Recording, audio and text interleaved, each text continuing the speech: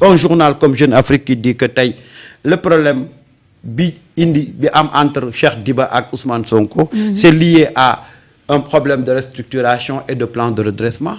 Mais xam nga fofu ñu ngi wut prox ndollu pour jaxase encore, alors que Ousmane wax na ko demb, cette position là c'est pas la position de Ousmane mais c'est la position de l'État.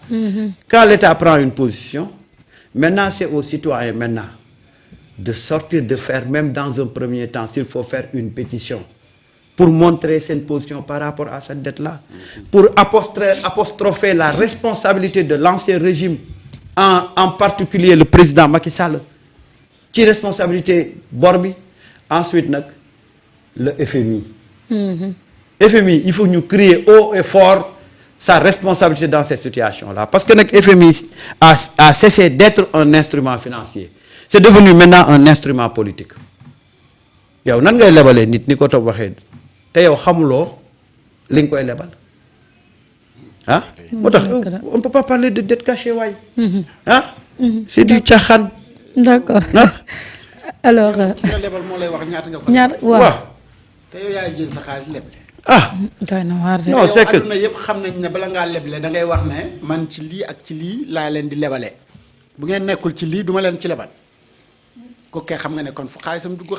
Non, père FMI, moi. Dama lay lebal waye lama lay lebal day café nga koy jëndé té xaaliss bi sax amna no défé dama koy jox Alpha mi day jaay café nako Alpha joxna la ñëgun tangami café Samba ñëw jël Samba di ñëw bu café gi jaay ñëgu café gi jeexé mu ko Samba li la fi waji joxon jeexna dé waaw koku nak lay bañ ñaka xamé dette bi nu mu toll xam nañ ko dé non nek na jaay waxante deug quoi sen coup mom moy FMI dafa bëggon asphyxier le Sénégal comme ni ko Macky préparé won avec ses derniers recrutements et décrets qu'ils ont signés. C'était pour asphyxier le Sénégal. Au bout de 3 mois, 4 mois, on renonce à cette souveraineté-là pour maintenant s'allier à l'ancien régime. C'est ça le plan de FMI. Okay. Souveraineté, c'est déranger. Maintenant, il faut nous étouffer économiquement. Tu n'as plus le choix.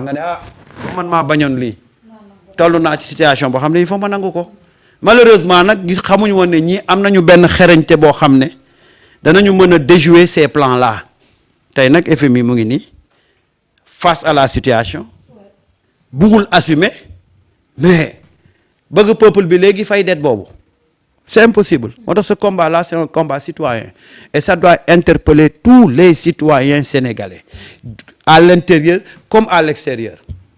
Wa diaspora ñu dëkke ca wéti siège FMI ba dem leen ngeen wili pande FMI mais ça c'est un camouflet bu ñu tek FMI te gis nga bu fekkone Sénégal mo nek situation bi FMI fele lay taxaw ni ñi ñoo yobbu situation bi ci problème bi xolal ta di ñuy yak lu ne motax nak moi j'appelle les Sénégalais à soit signer une pétition pour dénoncer le comportement de FMI par rapport à cette dette là. Waaw. Alors, c'est nous dem ci l'observateur xey fessel natal ko Mame Mbaye Niang wax ci li nga xamné mo lañu ubbi wat ni procès ba waye dé joxagn na ci baram tuuma ki nga xamanteni modi Cheikh Diba di jëriñ jëno. Alors noonu le journal bi di l'observateur l'Obs xëy xamle ci xëtam bu njëkk tuddee ko interview vérité sur la réouverture de son dossier de son procès contre Ousmane Sonko. Mame Mbaye Niang nee na lâche une bombe noonu la ko xëy xamle bombe bi nag xawma këru kan la ko sànni ci kawam wala këru Cheikh Diba mais nee na rapportu FMI boobee nga xamante ni rapportu IGF boobee nga xamante ni moom la ñuy wax ne boobu nag moom ki nga xamante ni moom moo ko approuvé moom moo di Cheikh Diba moom la si jomba ba joxoñ baaraamu tuuma moom Mame Mbaye Niang mile mën na nag les avocats de Ousmane Sonko ñoom déjà xamle woon nañu ne dinañu saisir li nga xamante ni moom mooy ordre des services antérieurs yooyu nga xamante ni moom ñoo doon def contrat yi nga xamante ni dañu ko defoon ay archives yi nga xamante ni dara baaxu ci woon mais nag ñoom nee nañu essayé woon nañ également ñu brimer li nga xamante ni moom mooy l'oppression te ñu traité li nga xamante ni moom mooy donc ce dossier là moom Mame Mbaye Niang mile bomb boobu rek la xëy sànni kër Cheikh Diba ne lu jig njaag rek moom mile moom mooy njàkk waaye nag wax ji li muy bëri Mame Mbaye Niang war naa xam ne procès bi moom faaw ñu ubbiwaat ko. moom daa mel ni daa bëgg def diversion xanaa. pour ñu bañ ubbiwaat mbir mi yow on te parle de rapport nga dugalaale ci Cheikh Diba. c'est l'école de Macky. ils ont le même comportement Mame Mbaye Madiambal xool leen ni ñuy comporté woo ci seen affaires yi. mais Soxna Marie. xam nga Mame Mbaye bi li mu la bëgg a wax fii. mooy te amul courage wax mooy que ni rapport bi existé wul woon donc c'est sûr si magistère u Cheikh Diba la ñu approuvé. rapport bi c'est-à-dire beneen kàcc la dugal ci biir kàcc. mooy li ma lay wax. mooy diversion bi. il veut sauver une confusion. yow non mais c'est gars yi non ils sont passés mais c'est parfois da nga leen di déglu nga ne mais ñii dañuy jàppee ay dof wala ñoom ñoo dof. wala ñun dañ jàpp ñun. dofuñ de dañoo tàmm fen. kese. Madiambal bi ñu ko waxee problème mu 21 milliards yi première interview bu mu def il a parlé de tout sauf les 21 milliards. di takkal ay ministres. c'est-à-dire que quand il y a une affaire ils essaient de créer une affaire dans cette affaire-là. Le problème mooy que sa responsabilité soit engagée ou tout ça xam nga lan la. on s'achemine vers un procès. fi mu nekk nii on n'est pas au prétoire te gis nga leen toujours rek fa ñuy jaar pour di jéem a essayer quelle bombe la Mame Mbaye Niang lâché si Mame Mbaye Niang a une bombe il n'a qu'à venir ici. yow taw ba pare naa tu lâches une bombe fan la ko lâché. il faut que les gens arrêtent avec ces titres-là. kii la ko fee la ko lâché. l'observateur la ko lâché. fan la ko lâché. GFM. non il faut que ces gens arrêtent de nous tympaniser quoi. lâche une bombe. waaw GFM fan la ko lâché. GFM. bombe bi fu mu daal. GFM la daal. s'il a des bombes il n'a qu'à venir parce que y a une guerre qui l'attend. y a une guerre qui t'attend. yow guerre bi commencé gul ngay lâché ay bombe. waaye non il faut que ces gens arrêtent pas de jouer avec notre intelligence quoi. di def ces titres pompeux là lâche une bombe. mais c'est-à-dire mais quand tu regardes le contenu et tout ça après tu vas te dire mais l'observateur tamit moom mooy ban journal. yow parce que benn interview bi benn waaye def ñaari nit yu nga xam ne kenn xamul fu ñu nekk à travers seen yooyu. ñu wax seen i wax l'observateur xëy na daf koy def à la une. kanaa l'observateur booy xëy bay def une bu mel ni yow say journaliste bopp kanaa war a mën a def interview poser les bonnes questions. pour au moins am une mais ici où est la bombe. où est la bombe. où est la bombe. mi ngi GFM. où est la bombe yow li nga bëgg a wax ñeme woo ko wax ba mu leer. mais rapport bi ñëpp xam nañ ne même Cheikh Diba approuvé wu ko. c'est-à-dire yaa ngi dugalaat beneen kàcc ci biir dossier bi. ça c'est un rapport bu nga xamante ni yow sa problème ak Amadou Ba. mais Sénégal yëpp xam nañu ne ci rapport bii la jógee. waaw léegi lan moo ci yoonu Cheikh Diba loolu.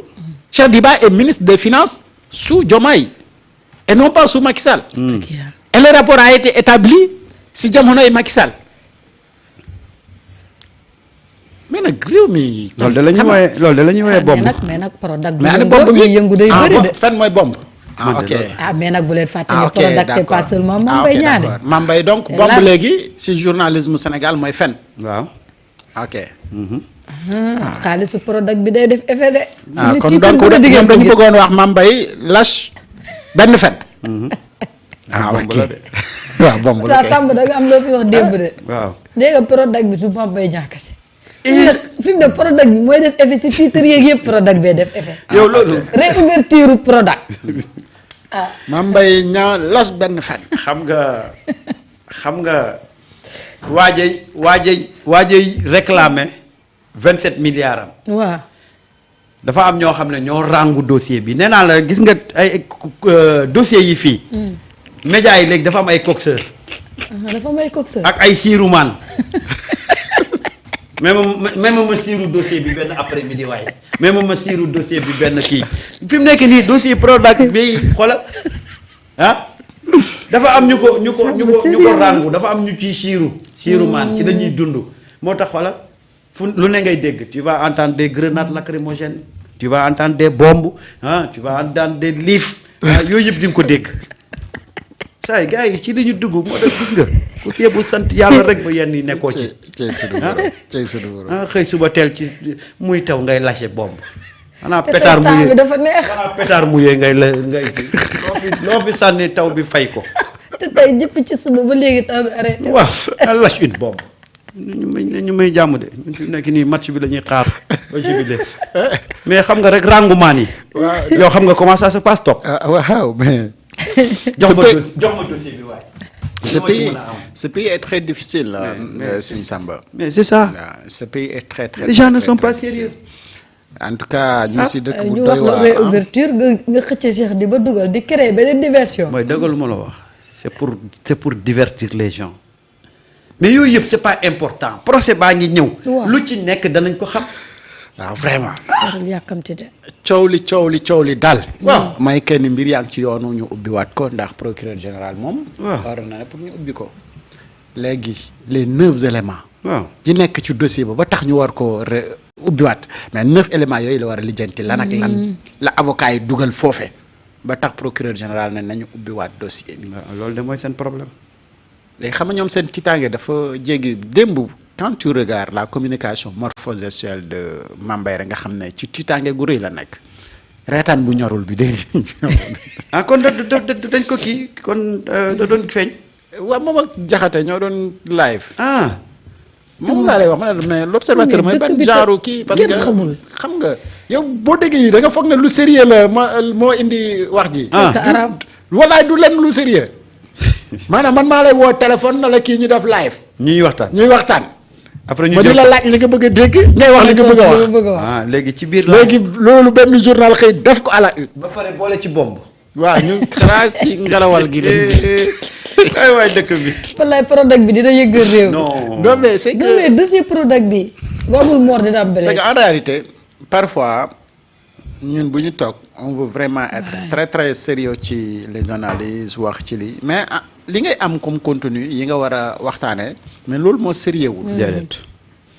et aujourd'hui bu ñu ñëwee ba dossier Prodac ñu am benn titre bu ngande nañu lâche une bombe. alors que y a pas de contenu y a absolument rien. lu dul ay kàcc te yow mi koy bind xam nga ne kii li mu wax du dëgg fan la. mooy que ni le rapport de Prodac n'a pas été approuvé par Cheikh Diba.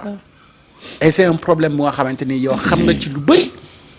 mais daal yow pour manipuler askan wi il faudra nga bàyyi benn bomb nga ni ana lan moo ci yoonu Cheikh Diba ci. rapport bii nii. et maintenant. c'est dommage que ce pays tey tourne autour de ça alors que. li Ousmane Sonko di wax ak FMI moom moo ëpp solo ëpp njëriñ. comme ni ko Samba doon waxee benn jour. rappeler les règles journalistiques daf ci am solo. surtout.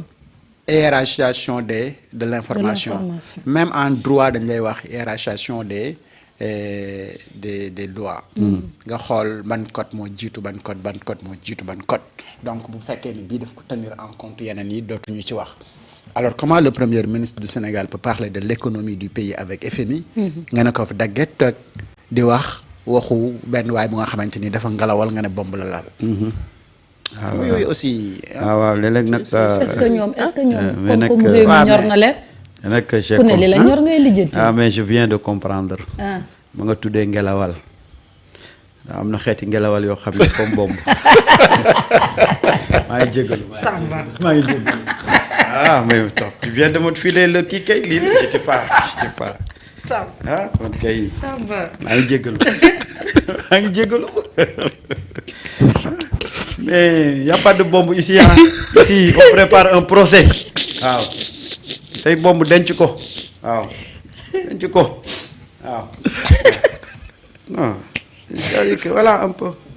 gis nga dafa am ñaari dossiers yoo xam ne dana gis nga li ñuy wax le jëfour national ça va créer un jëfour médiatique.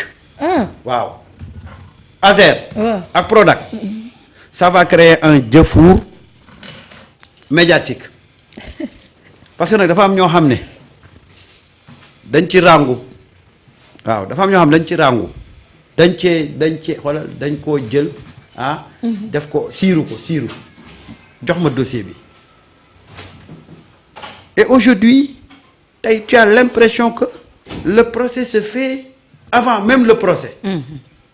kay moom ñëpp ngi tëb di daal. Ce qui est toujours grave, c'est que tout se fait au niveau des médias. C'est-à-dire que c'est les médias qui s'approprient le combat. buñ ci laalee nag. bu fekkee dafa am pàcc boo xam ne seen loxo nga ci biir rek. c'est-à-dire que boo bëggee génnee véritable nature yi yenn médias yi rek. laalal ñaari dossiers yooyu wala ñetti dossier